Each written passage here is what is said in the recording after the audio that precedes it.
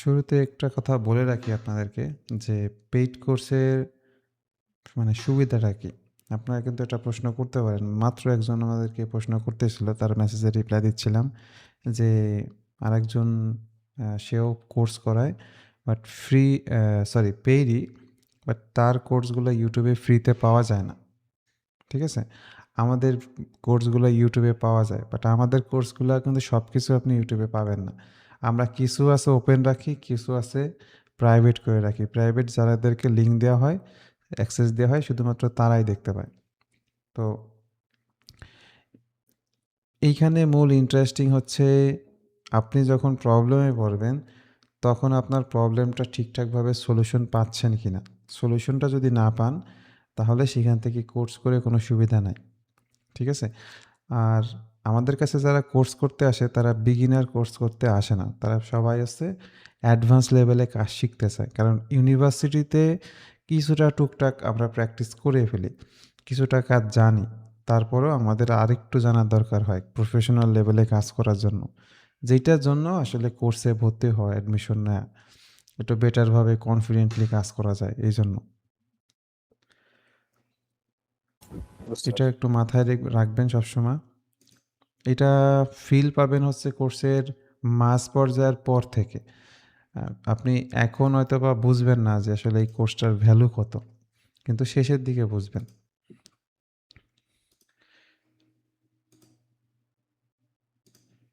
আচ্ছা, আপনাদের গত দিনে যে কাজ দেওয়া হয়েছিল ওগুলো করছেন কি? জি ভাই, করা হয়েছে কিন্তু এটা গ্রুপে দেওয়া হয়নি। দিয়ে দিয়ে দিতে পারে। হ্যাঁ, গ্রুপে দিয়ে দেন। আমাদের তো ওকে। দেখতে হয়।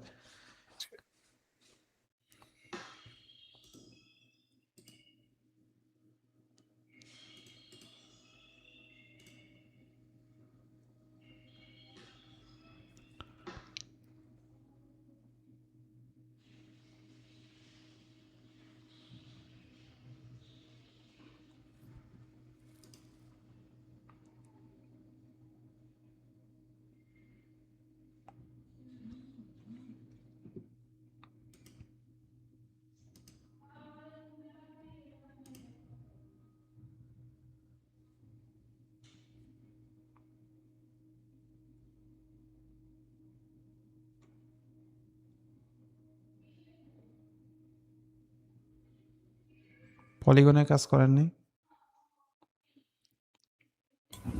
ও ভাই, পলিগনেরটা অ্যাড করা হয়নি। আচ্ছা, ওকে। আজকে আমরা তাহলে মডিফাই টুলের দিকে যেতে পারি। মডিফাই টুল, এই যে এই টুলসগুলোকে মডিফাই টুল বলে। তো প্রথমে আসি হচ্ছে ট্রিম। ট্রিম টুলের মধ্যে আবার নিচে আর একটা টুলস আছে, ট্রিম এবং এক্সটেন্ড। এই টুলসগুলো কিভাবে কাজ করে একটু দেখাই। প্রথমে আমি একটা সার্কেল আঁকলাম। সার্কেল আঁকার পর আমি এইখান থেকে এই পর্যন্ত একটা লাইন ড্র করলাম। ড্র করার পর আমার এস্কেপ বাটন দিয়ে শেষ করলাম, মানে এই টুলটা অফ হয়ে গেল। এখন যদি আমরা এইখানে এটা অন করে এটাকে কাটতে চাই, তাহলে কাটতে পারবো। কিন্তু এইখানের এই অপশনগুলো যদি না জানা থাকে, তাহলে হয়তোবা ভুলভাবে আপনি চেষ্টা করবেন, অনেক সময় ফেইল হবেন। যেমন এইটা যদি অন রাখেন, তাহলে ড্র্যাগ করলে কাজ হবে না। আবার এইটা যদি অন রাখেন, তাহলে ক্লিক করার, কষ্ট করে ক্লিক করার প্রয়োজন নাই। তো এইটা হচ্ছে ল্যাসো টুল। এটাকে আমরা ড্র্যাগ করব। যখন আমাদের ওই যে সুতার মতো একটা অংশ দেখতে পাচ্ছেন, কোনো মতে লাইনটাকে টাচ করবে, তখনই কিন্তু এই লাইনটাকে কেটে ফেলবে। লাইনটাকে কতটুকু পর্যন্ত কাটবে, যে এই যে সংযোগ দুই একটা লাইন আছে, এর একটা পয়েন্ট এইখানে আর একটা পয়েন্ট এখানে, তা এর মধ্যবর্তী যদি আর কোনো পয়েন্ট না থাকে, তাহলে ওই পর্যন্ত কেটে ফেলবে। যেমন এই যে আমি টান দিলাম, এই পর্যন্ত কেটে ফেলছে। তো ট্রিম টুল মূলত এই কাজের জন্যই ইউজ করা হয়। যদি আমাদের কোনো একটা line by any chance extend আছে, আমার এতটুকু প্রয়োজন নাই, সেই সময় আমরা এটাকে ট্রিম করে দেই। তো এটা হচ্ছে পাওয়ার ট্রিম। এটা ড্র্যাগ করার সময় যার সাথে টাচ পাবে সেই কেটে যাবে। পাওয়ার ট্রিমটা ক্লিয়ার সবাই? জি। ওকে। আর এটা হচ্ছে ট্রিম টু ক্লোজেট। এটা আমরা মূলত ক্লিক করে কাটবো, ক্লিক করে কাটবো। যেমন আপনার এদিকে একটা লাইন আছে, সেই লাইনটাকে কাটার দরকার, তখন এর মধ্যে এটা জাস্ট ক্লিক করলে কাটবে। এটাকে যদি ক্লিক করে দেন এটা কেটে যাবে। যেটাকে ট্রিম করতে যাচ্ছেন সেটাকে ক্লিক করলেই হবে। তো দুইটারই সুবিধা অসুবিধা আছে, না হলে দুইটা টুলস একসাথে রাখতো না। আপনি কিছু জায়গা আছে দেখবেন এই টুলসটা ইউজ করলে সুবিধা, আবার কিছু জায়গা আছে এইটা ইউজ করলে সুবিধা। যেমন খুব সূক্ষ্ম জায়গা যেখানে ক্লিক করে কাটা যায়, সেই জায়গায় আপনি এইটাকে ইউজ করবেন। এইটা যখন ইউজ করবেন খুব সূক্ষ্ম জায়গায়, তখন দেখবেন ওটার সাথে সাথে আর একটা কেটে যেতে পারে। কীরকম?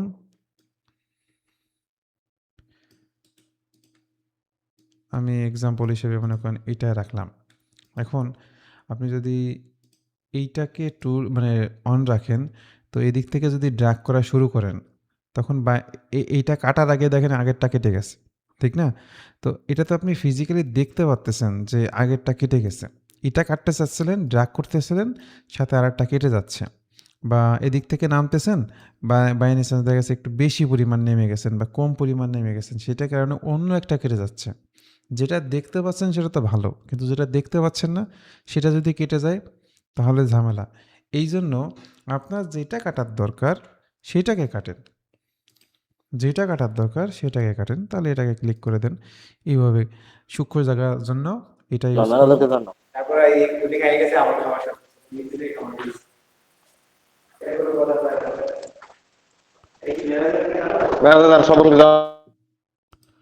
সূক্ষ্ম কাজের জন্য আমরা এই টুলসটা ইউজ করব। এরপরে আসেন trim away inside, trim away outside. Trim away inside মানে কি? আমরা যদি এদিকে একটা রেক্ট্যাঙ্গল ড্র করি, এই রেক্ট্যাঙ্গলের মধ্যে এই দুটা লাইনের বাইরের সাইডে যা আছে সব কেটে ফেলবে। যদি এমনটা হয় যে এই দুটা লাইনের বাইরে যা আছে সবটুকু কেটে ফেলতে হবে, ভিতরেটুকু থাকবে, সেই ক্ষেত্রে আপনি ট্রিম আউটসাইড দিতে পারেন। এই লাইনটাকে ক্লিক করলেন, এই লাইনটাকে ক্লিক করলেন অ্যান্ড এন্টার দিলেন। সরি, এন্টার না, মানে সবগুলোকে সিলেক্ট করলেন, তাহলে ভিতরেরগুলো রয়ে গেল আর বাহিরেরগুলা ভ্যানিশ হয়ে গেল। এটা কি বুঝছেন? আরেকবার একটু আচ্ছা, ট্রিম আউটসাইড মানে হচ্ছে প্রথমত আপনি ওই যাদের বাহিরেরগুলোকে কেটে ফেলবেন, এটা বাউন্ডারি লাইন মনে করেন। এই বাউন্ডারি লাইন দুটাকে সিলেক্ট করে বলতেছেন ভিতরে যা আছে সেটুকু থাকবে, আর বাইরে অতিরিক্ত যা আছে সেটা অনেক বড় একটা লাইন হতে পারে, ছোট একটা লাইন হতে পারে, ওদেরকে জাস্ট একটু আপনি সিলেক্ট করে দেন। সিলেক্ট করে দিলেই দেখবেন ওরা কেটে যাচ্ছে। বাইরে কেটেছে, ভিতরে কিন্তু কাটতেছে না। ট্রিম অ্যাওয়ে আউটসাইড মানে এই লাইনের মধ্যবর্তীগুলো থাকবে, বাইরে সব কেটে যাবে। এটুকু বুঝছেন? হ্যাঁ, বুঝতে পারছি। জাস্ট আমার হচ্ছে এই দুইটা লাইন সিলেক্ট করে দিলে হয়ে যাবে। দুটো লাইনটা, এই লাইনটা কিন্তু আঁকা বাঁকাও হইতে পারে, মানে এই দুটো আছে বাউন্ডারি, এই বাউন্ডারির বাইরে যা আছে সব কেটে যাবে। ইনসাইডের ক্ষেত্রে বিষয়টা সেম, এটা রিভার্স।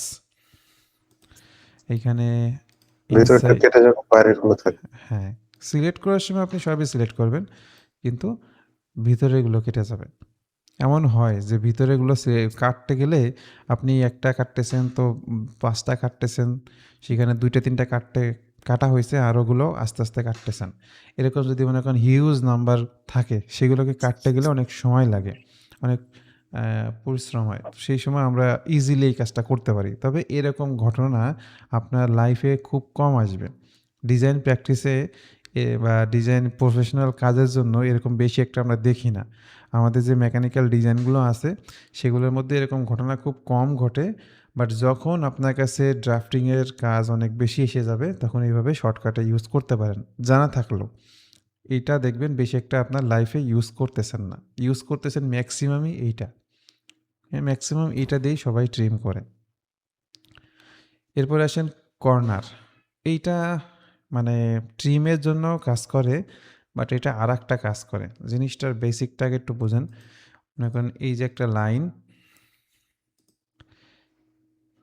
এই যে একটা লাইন, আর একটা লাইন মনে করেন এই দিক থেকে আসতেছে।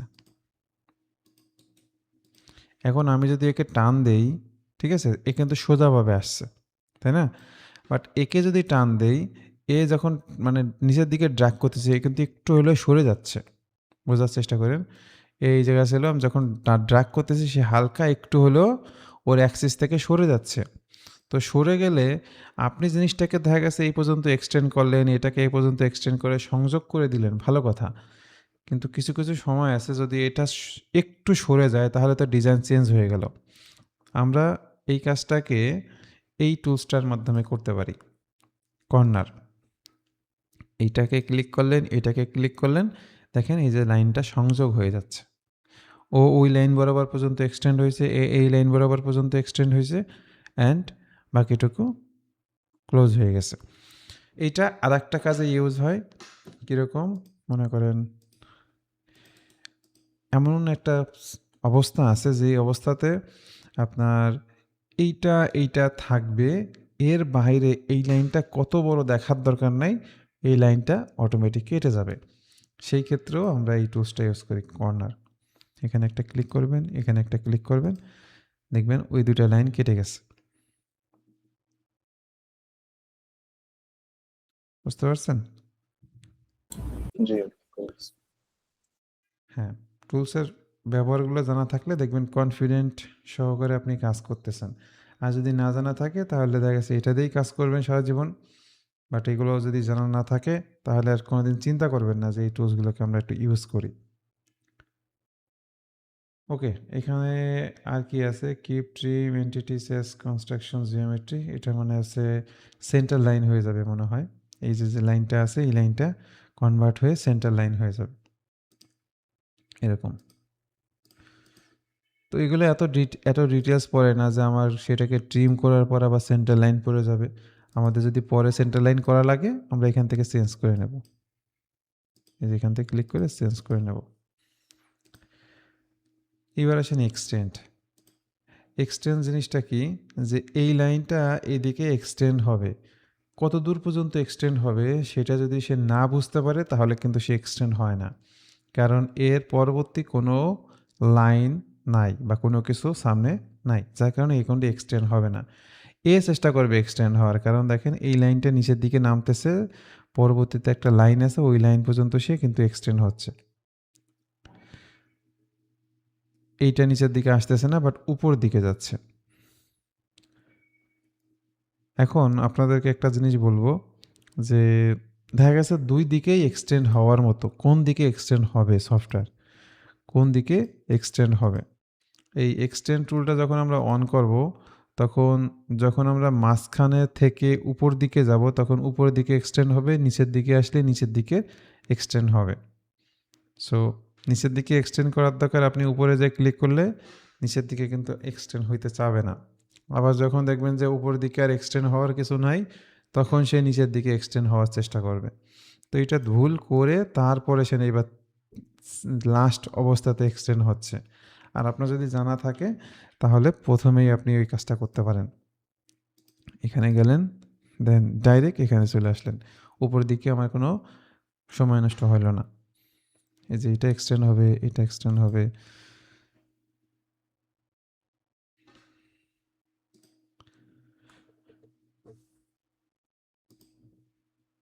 তাহলে ট্রিমের এটা একটু ক্রিটিক্যাল বিষয়, এটা বুঝছেন কিনা দেখেন। আর এক্সটেন্ড তো তেমন কিছুই নাই, সার্কেলের একটা এক্সটেন্ড দেখাই, মনে করেন সেন্টার পয়েন্ট আর্ক।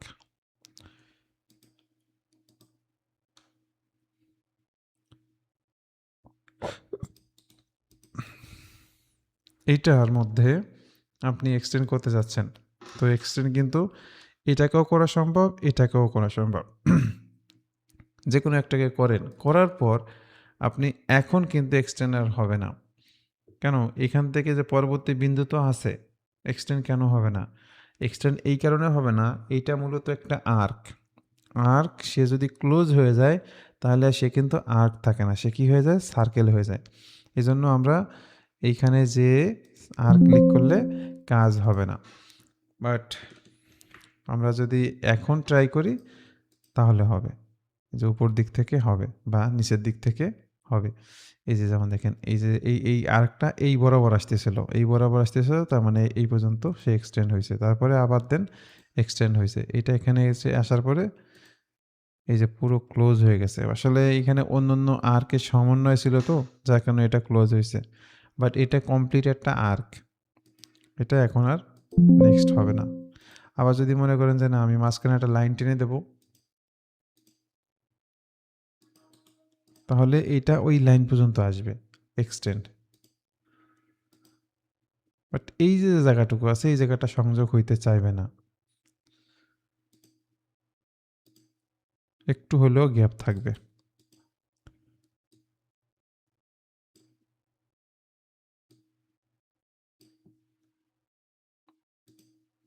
এই যে দেখেন এক্সটেন্ড হচ্ছে, কিন্তু সে গ্যাপ একটু রাখবেই।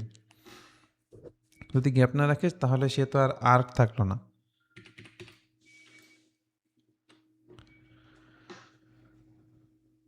আচ্ছা, এক্সটেন্ডেড টুল যদি বুঝে থাকেন তাহলে আমরা নেক্সট টুলসে যাব।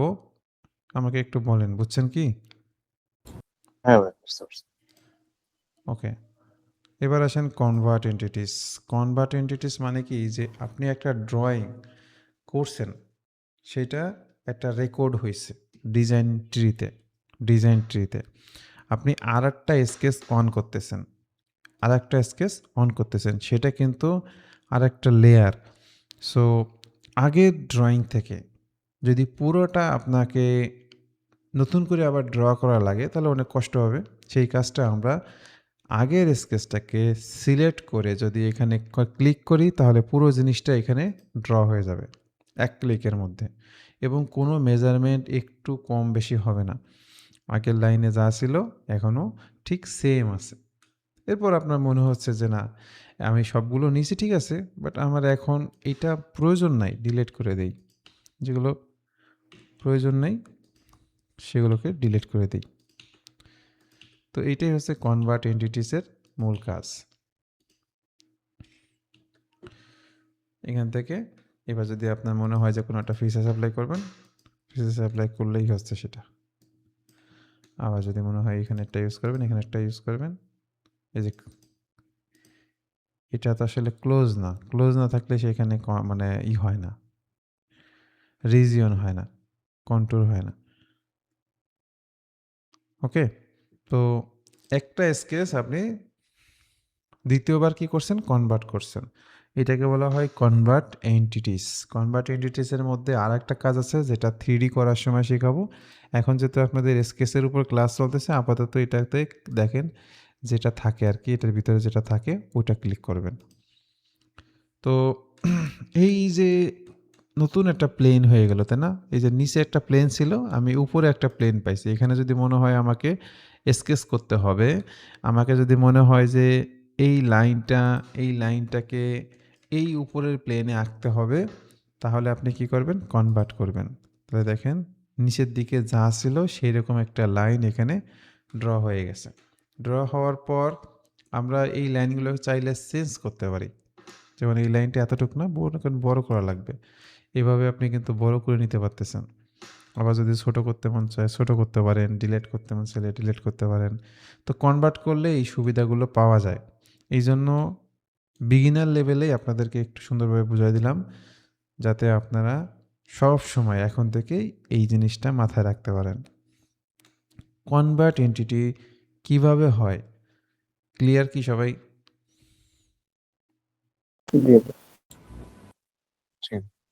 ওকে, তারপর আছে অফসেট। অফসেটের জন্য আমি নতুন একটা পেজ নেই। অবশ্যই ড্রয়িং স্টার্ট করতে হলে আপনাকে কি স্কেচ অন করতে হবে। স্কেচ অন করার পর আপনি একটা রেক্ট্যাঙ্গল নিলেন, রেক্ট্যাঙ্গল নেওয়ার পর সেটা একটা দৈর্ঘ্য প্রস্থ দিলেন, দৈর্ঘ্য দিলেন 100, প্রস্থ দিলেন 50।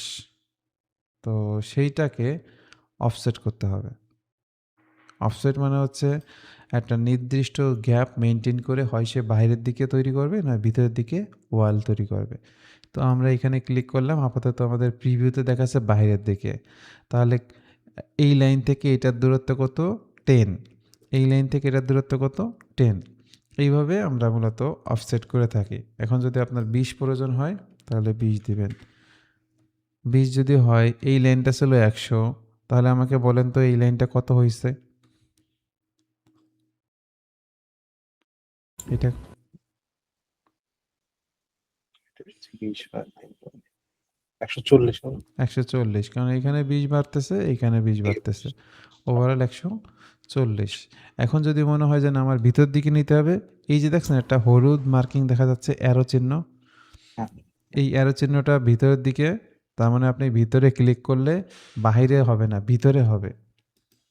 দেখছেন, ক্লিক করছি ভিতরে, ভিতরে হয়েছে, দেখাচ্ছে হলো বাইরে হবে, বাট আপনি ভিতরে ক্লিক করলে ভিতরে হবে।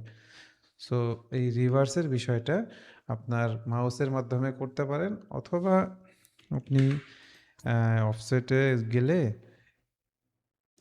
গেলে এইখান থেকে রিভার্স করে দিতে পারেন।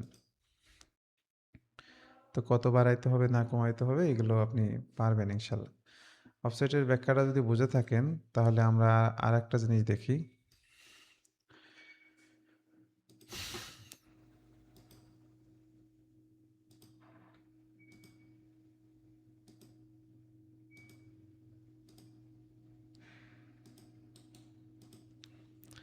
এখন আপনাকে বলা হচ্ছে এই যে লাইনটা আছে, এইটা এইটা এইটা এইটা এটা, এই যে নিচে যে লাইনগুলো আছে এইগুলো অফসেট হবে, উপরেরটা অফসেট হবে না। সেই ক্ষেত্রে আপনি যখন অফসেটে ক্লিক করবেন তখন দেখেন পুরোটাই অফসেট হয়ে গেছে, পুরোটাই অফসেট হয়ে গেছে, কিন্তু আমাদের বলা ছিল এই উপরেরটা অফসেট হবে না। সেই ক্ষেত্রে এইটাকে অফ করে দিবেন। এটা অন থাকা মানে একটাকে ক্লিক করা মানে ওর সাথে কানেক্টেড যত লাইন আছে সবাই অফসেট হবে। আমাদের যদি সিঙ্গেল প্রয়োজন হয় তাহলে সিঙ্গেল আমরা অফসেট করব। এটা যদি এখন ভিতর সাইডে প্রয়োজন হয়, ভিতর সাইডে ভ্যালু কত লাগবে, 5 লাগবে না কত লাগবে সেটা আপনি দেখবেন। ওই যে রিভার্স করে দিলাম অ্যান্ড ওকে করে দিলাম। এরপর যদি মনে হয় যে আমার এই লাইনগুলো সংযোগ করার দরকার, সংযোগ করতে পারেন। আবার যদি মনে হয় যে না আমি এক চান্সে সংযোগটা করব, সেটার জন্য অপশন আছে অফসেট। এখান থেকে আমার আগে সিলেক্ট করে নেই, এটাকে সিলেক্ট, এটাকে সিলেক্ট, এটাকে সিলেক্ট। সরি, বাইরে ক্লিক করা যাবে না, অবজেক্ট ক্লিক করার সময় বাইরে ক্লিক করা যাবে না, লাইনের উপর রাখার পর ক্লিক করবেন। ওকে, এটাকে আমাদের ইনসাইডে নিতে হবে, তাহলে কি করব রিভার্স। রিভার্সের পর আপনার যদি মনে হয় যে এই লাইনটা সোজাভাবে সংযোগ করতে হবে তাহলে এন্ড ক্যাপে ক্লিক করে লাইন করে দিবেন, তাহলে দেখেন সোজাভাবে সংযোগ হয়ে গেছে। এই পাশেরটা মনে করেন এই লাইন আছে বা নাই, এখানে সরাসরি সোজা সংযোগ হয়ে যাবে।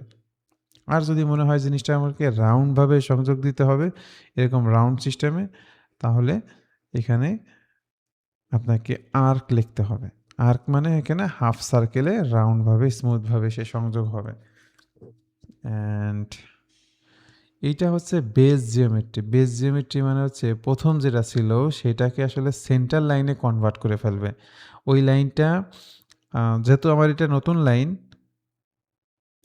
যেহেতু এটা আমার নতুন লাইন, এই লাইনটা জাস্ট আমার রেফারেন্স হিসেবে কাজ করবে, এটা সলিড লাইন হিসেবে থাকবে না, তখন বেস জিওমেট্রি।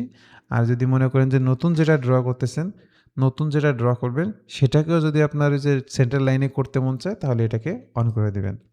অন করে দিলে দেখেন এখানে ডট ডট ডট দেখাচ্ছে। আর যদি অফ রাখেন তাহলে নতুন লাইনটা সেন্টার লাইন থাকবে না, পূর্বের লাইনটা সেন্টার লাইন হবে। যদি মনে হয় যে না এটাও সলিড লাইন থাকবে তাহলে এটা উঠায় দেন। ওকে, আর যদি দেন তাহলে দেখেন একটু চেহারাটা কেমন হয়। এই লাইনটা দেখেন এই যে সেন্টার লাইন হয়ে গেছে, আর ভেতরের লাইনটা সলিড হয়ে গেছে। যদি ভেতরের লাইনটাও প্রয়োজন হয় ওইখানে দেখেন শেষ নম্বর যে অপশনটা আছে ওটা অন করে দেবেন, দেখবেন ওইটাও সেন্টার লাইন হয়ে গেছে। এটা আসলে কোন সময় কাজে লাগে?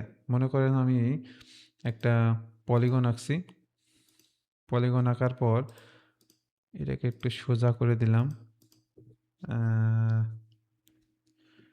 এবার আমরা বলতেছি যে এই লাইনের ভেতরে একটা অফসেট হবে। এটা চেইন করে দেই তাহলে একবারে সবাই সিলেক্ট হয়ে যাক। এটা রিভার্স করে দেই, ভ্যালুটা একটু বাড়াই দেই, বাড়াই দেই। এবার আপনার বেস যেটা আছে ওটা যা আছে তাই থাকবে। কিন্তু ভিতরে যেটা তৈরি হচ্ছে সেটা থাকবে সেন্টার লাইন। এখন যদি ওকে করেন তাহলে কি হলো, এই লাইনটা কেন করছেন? এই পয়েন্টগুলোকে প্রয়োজন এই জন্য করছেন।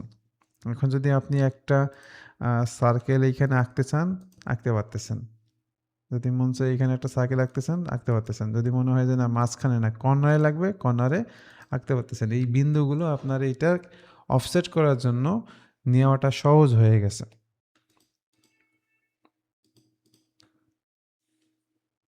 তারপরে আমরা এই লাইনগুলোকে সিলেক্ট করতে পারি এইভাবে কন্ট্রোল চেপে ধরে, কন্ট্রোল ছাড়বো না। সিলেক্ট করার পর আমরা দেখবো এখানে ইকুয়াল নামে একটা অপশন আছে, এগুলোকে সেম সাইজে নিয়ে আসতে পারবো। এই যে ইকুয়াল। তাহলে এই লাইনটা আমাদের প্রয়োজন নাই, আমাদের বাইরেরটা যেহেতু সলিড এবং এইখানে আছে, এই অবস্থা যদি আমরা 3Dতে যাই, এইখানে যদি ক্লিক করি এবং কতটুকু থিকনেস দেব, এটা হয়ে যাচ্ছে। এবার প্রশ্ন যে এই জায়গাটা ফাঁকা কেন? এরকম একটা প্রশ্ন আসে না? এই জায়গাটা ফাঁকা হলো কি কারণে? হ্যাঁ, এটা তো এক্সট্রুড হলো।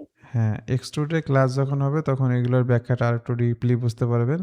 যে যখন আমরা স্কেচ করছিলাম তখন এই যে যখন স্কেচ করতেছিলাম তখন এইখানে দেখেন একটা কালার দেখা যাচ্ছে। এই মোডটা যখন শ্যাডেড স্কেচ কন্ট্যুর মোড এটা অন থাকে তখন এই জায়গাটা একটু কালার দেখায় এবং যেটা ডাবল সেটা একটু বেশি ডিপ দেখায়।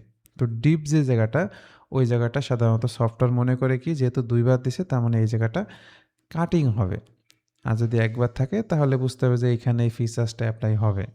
দুইবার থাকলে সফটওয়্যার বুঝে নেবে যে না এইখানে আমার মনে হয় ফিচার্স অ্যাড হবে না, এর বাইরে যেটুকু আছে ওইটুকু মনে হয় অ্যাড হবে।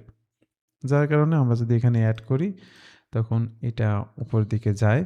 আবার যদি মনে করেন যে না আমার এই ইনসাইড এগুলো দরকার তাহলে এখানেই কষ্ট করে ইনসাইড এগুলোকে সিলেক্ট করে দেবেন। ওই ইনসাইডের বাইরে আর কিছু এক্সট্রুড করবে না সে। তো এগুলো আমরা ফিচার্সের ক্লাসে দেখাবো। এই টুলসগুলোর ব্যাখ্যাগুলো বুঝতে হবে। এখন আপাতত আমার মনে হয় আপনাদের স্কেচে ফোকাস থাকা ভালো। আর স্কেচের মধ্যে আমি যে সেন্টার লাইনের বিষয়টা বললাম, এটা কি বুঝছেন কিনা দেখেন তো? এই যে পরে আমি অফসেট করলাম। অফসেট করার পর জিনিসটা ছোট একটা পলিগন তৈরি হয়েছে। বাট এই পলিগনটাকেও আমি সেন্টার লাইন করে ফেলছি। ফর কনস্ট্রাকশন করে ফেলছি। কিভাবে করছি? এই জিনিসটা কি বুঝছেন আপনারা?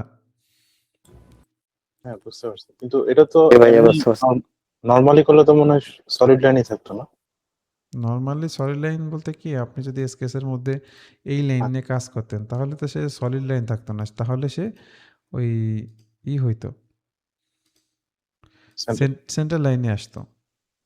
আচ্ছা। কিন্তু এটা করলে আবার সমস্যা কি, এই যে মানে এখানে যত সুন্দরভাবে হয়েছে এগুলোকে পরে আবার অ্যাঙ্গেল করা, ইকুয়াল করা একটা ঝামেলা তৈরি হয়।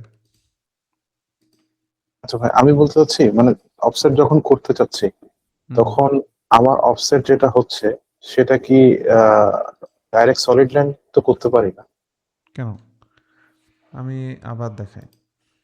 এই যে আছে আমার পলিগনটা, এখন এটাকে অফসেট করবেন। এই যে অফসেটে যান, চেইন অন করা থাকতেছে কিনা এবং বাইরে হচ্ছে ভিতর দিকে দেই। তাহলে এখন যদি ওকে দেন এটা কি সরি অফসেট, এটাকে উঠাই দেই এবং এটাকে রিভার্স করে দিয়ে ওকে দেই। তাহলে ভিতরে কি সলিড লাইন হয়েছে না? আচ্ছা আচ্ছা, হ্যাঁ, আমি হ্যাঁ হ্যাঁ। তিনটা টুলসের বিষয়ে যদি বুঝে থাকেন, এবার আসেন আমরা একটু মিররের বিষয় দেখি। মিরর কি জিনিস? মিরর হচ্ছে কোনো একটা রেফারেন্সের সাপেক্ষে সিমেট্রিকভাবে বিপরীত পাশে আরেকটা জিনিস তৈরি করে। মনে করেন সাপোজ এই যে একটা লাইন সেটা ভার্টিক্যাল,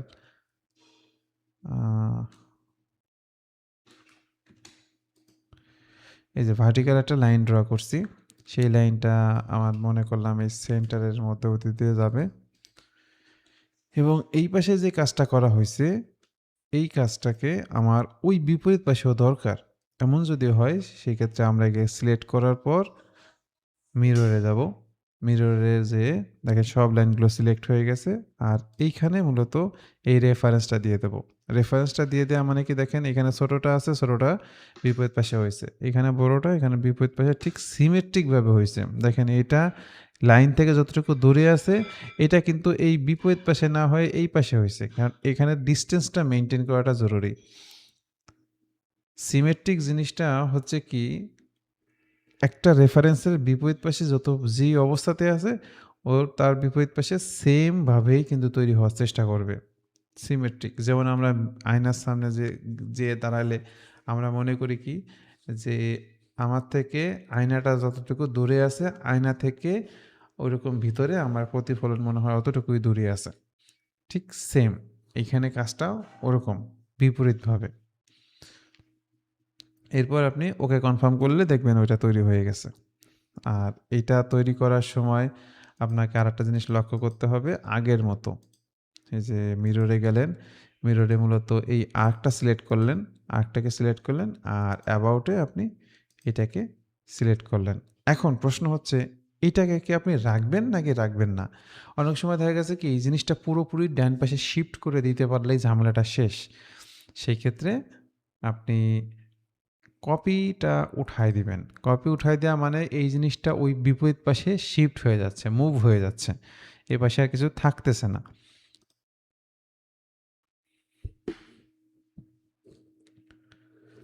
মিররের উপর বেশি ব্যাখ্যা নাই, এতটুকুই। আপনারা যদি বুঝে থাকেন তাহলে এইটা করে আমাকে একটু দেখাবেন। তারপরে আছে linear sketch pattern. Linear sketch প্যাটার্নের মধ্যে আমরা প্রথমত ডিরেকশনকে বুঝি যে কোন ডিরেকশনে সে কাজ করবে। এটা সাধারণত একটা নির্দিষ্ট দিকে হয়, হয় ডান দিকে না উপর দিকে বা সোজা একটা দিক থাকে। তো আপাতত সে ডিফল্ট এক্স অ্যাক্সিস মানে এই দিকটাকে বুঝে রাখছে। আপনার যদি মনে হয় যে এই জিনিসটা উপর দিকে করতে হবে, উপর লাইনটা সিলেক্ট করে দেন এবং এইখানে মূলত কাকে মানে প্যাটার্ন করবেন সেটাকে সিলেক্ট করে দেন। সাপোজ আমি এই সার্কেলটাকে চাচ্ছি। এই সার্কেলটা এখন ২টা, ৩টা, ৪টা এখানে আছে গ্যাপ কতটুকু দূরে, দূরে হবে। যদি বিপরীত দিকে নিতে হয় তাহলে এটাকে দেন। এবার গ্যাপ বাড়ান। মানে আপনার যতটুকু প্রয়োজন হয় এবং এই গ্যাপ মানে হচ্ছে এই সেন্টার লাইন থেকে এই সেন্টার পয়েন্ট পর্যন্ত বা এই পাশের বিন্দু থেকে পরবর্তী সার্কেলের শুরুর বিন্দু পর্যন্ত এই দূরত্বটাকে বোঝায় হচ্ছে এই ভ্যালুটা। সেন্টার টু সেন্টার অথবা স্টার্ট টু স্টার্ট অথবা শেষ বিন্দু থেকে শেষ বিন্দু। এবং এইখানে হচ্ছে আপনার কোয়ান্টিটি কত নাম্বার মিরর প্যাটার্ন হবে। তারপর এইখানে আছে অ্যাক্সিস 2 মানে ডিরেকশন 2।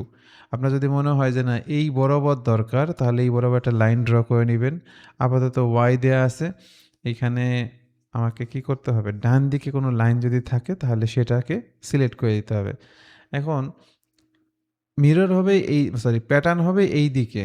এইখানে তো লাইন নাই কিন্তু অন্য জায়গায় একটা লাইন আছে। আমি সেটাকে দেখি সিলেক্ট করে দেখি হয় কিনা। এটাকে সিলেক্ট করলাম এবং নাম্বার কতগুলো রো হবে সেইটা দেখেন। এই যে একটা রো তৈরি হচ্ছে, এই ডিস্টেন্সটা বাড়াইতে হবে আস্তে আস্তে। যদি মনে হয় যে এই জিনিসটা বিপরীত দিকে হবে তাহলে বিপরীত দিকে কতগুলো রো হবে সেটা যত বাড়াবেন তত তৈরি হবে।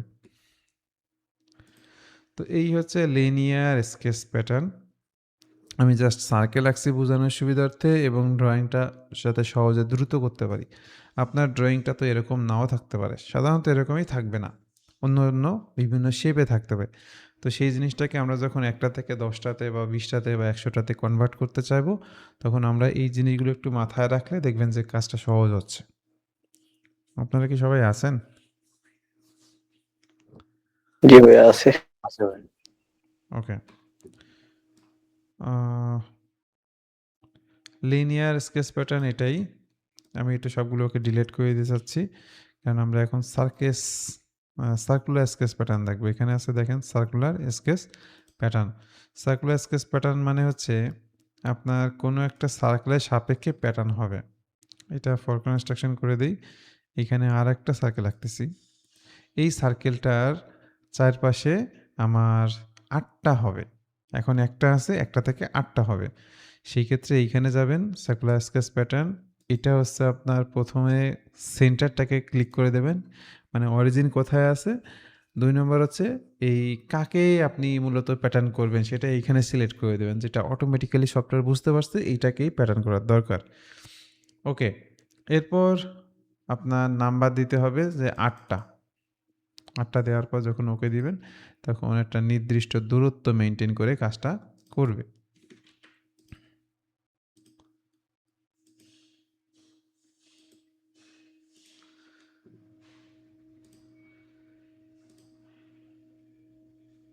এই বিন্দুটাকে, আর এইখানে আছে ইকুয়াল স্পেসিং। ইকুয়াল স্পেসিং কি ব্যাপার?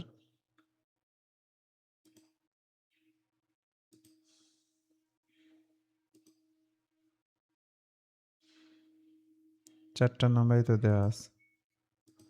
ও আচ্ছা, তো কিছু কিছু সময় দেখবেন যে এটা অনেক সময় নিচ্ছে না। কখন নিবে না? যখন আপনার এই জিনিসটা, আমি যেমন সার্কেলটা অরিজিনে আঁকছি, আপনি অরিজিনে না এঁকে অন্য জায়গায় আঁকছেন, এরকমটা হইতে পারে।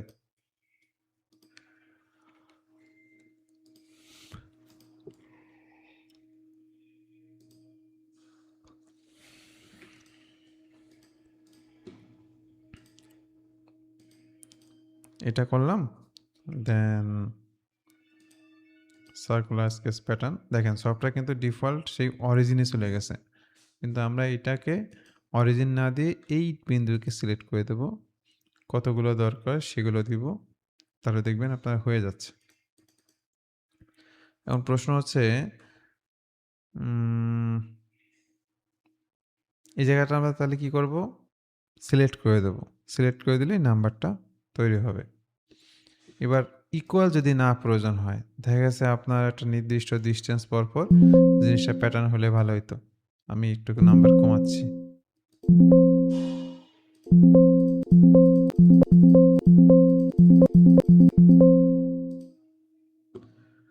উম,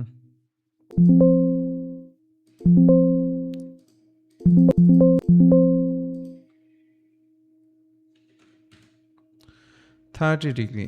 30 ডিগ্রি মানে হচ্ছে এইখানে একটা লাইন টানবেন, এখানে একটা লাইন টানবেন, তাদের মধ্যবর্তী অ্যাঙ্গেল।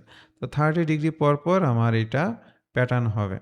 এখন সেই ক্ষেত্রে কয়টা লাগবে? আপনি আস্তে আস্তে নাম্বার ইনক্রিজ করলে বুঝতে পারবেন যে আমার এটা ওভারঅল এতগুলো লাগতেছে। দেন ওকে কনফার্ম করলেন। তাহলে একটা ড্রয়িং কমপ্লিট করতে, মানে একটা প্যাটার্ন কমপ্লিট করতে আপনাকে কয়টা জিনিস মাথায় রাখতে হবে? কোন বিন্দু সাপেক্ষে হবে, কি সাইজে হবে, কোথায় হবে। এইখানে এই কোথায় মানে হচ্ছে এই অরিজিন থেকে কতটুকু দূরে, কি সাইজ হবে মানে এটার ডায়ামিটার কত, কয়টা হবে মানে এটার নাম্বার কত। এই যে 12 দেখতেছেন, অনেক সময় আপনি এটাকে যদি চেঞ্জ করা লাগে সেটাকে চেঞ্জ করে যদি 20টা করে দেন, তাহলে এই যে 20টা তৈরি হয়েছে। কিন্তু এই নাম্বার বাইরে যাওয়ার কারণে অ্যাঙ্গেল কিন্তু কমে আসছে। আবার যদি মনে হয় যে আমার অ্যাঙ্গেলটা আগে প্রায়োরিটি দিতে হবে, তাহলে নাম্বারটা পরে বাড়াবেন। আগে অ্যাঙ্গেল দেন, তারপর আস্তে আস্তে একটা একটু করে বাড়াই দেন। যদি অনেক বেশি নাম্বার দেন তখন ওই অ্যাঙ্গেলটা নিতে চায় না।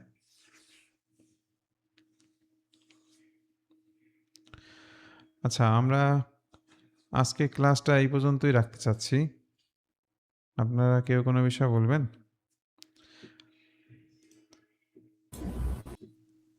এই যে মুভ টুলসটা আছে না, এগুলো আমরা নেক্সট ক্লাস আলোচনা করব।